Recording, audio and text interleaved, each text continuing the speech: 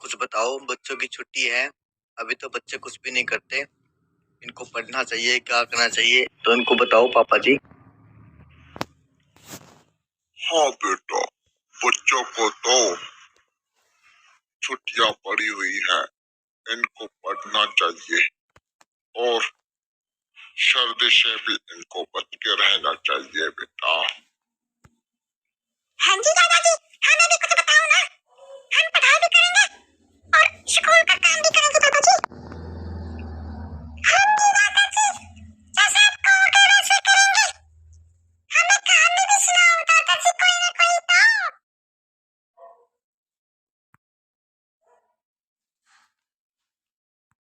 बच्चों, मैं आपको कहानी सुनाता हूँ। एक बार की बात है, किसी गांव में एक पंडित रहता था जो दोनों आंखों से अंधा था। वह गांव के बाहर एक झोपड़ी में रहता था। एक दिन सेठ के घर रसोई का आयोजन किया गया। उसमें आसपास के गांव के कई पंडितों को भोजन का निमंत्रण दिया गया।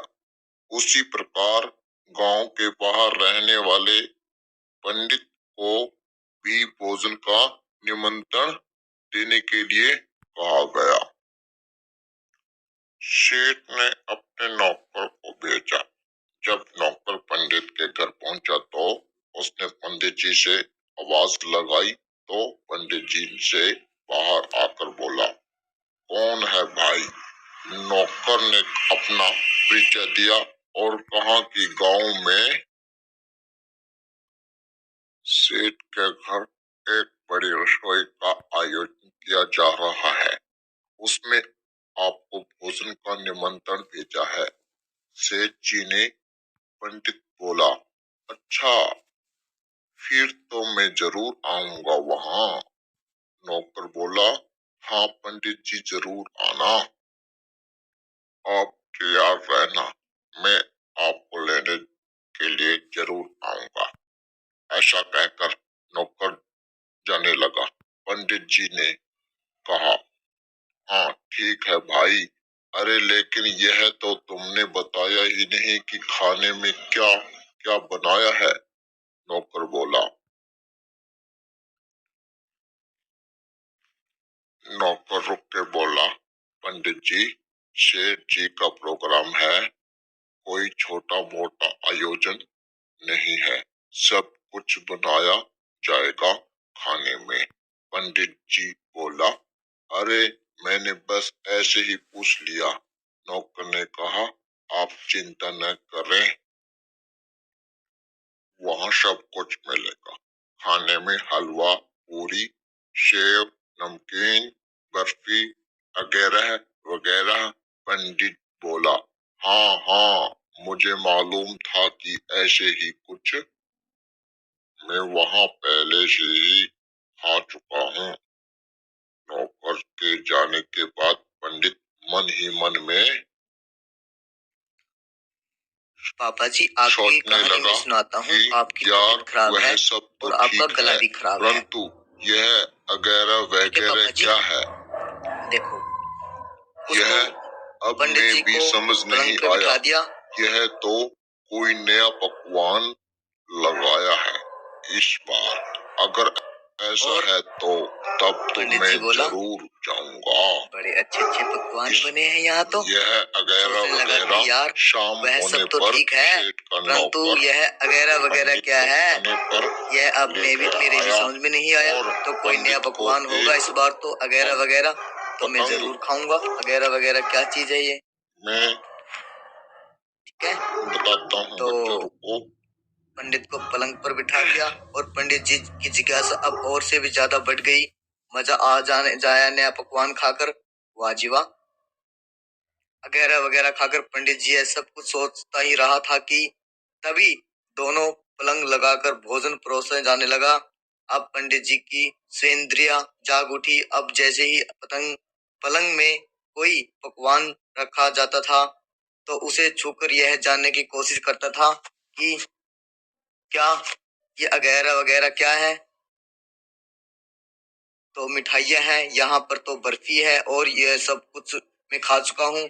मुझे तो बस मिल जाए तो पहले तो मैं उसे ही चखूंगा और बाकी सब बाद में। धीरे धीरे पलंग भरती गई और पंडित जी इस तरह सभी पकवानों को उत्सुकता से जांचता रहा, परंतु उसे अभी भी इंतजार था कि अनजान में मायावी वगैरह वगैरह मिष्ठान क्या है, जिसके लिए आज वह पूरे दिन भर नमक का पानी भी पी पी कर अपना भूख को बढ़ाता रहा।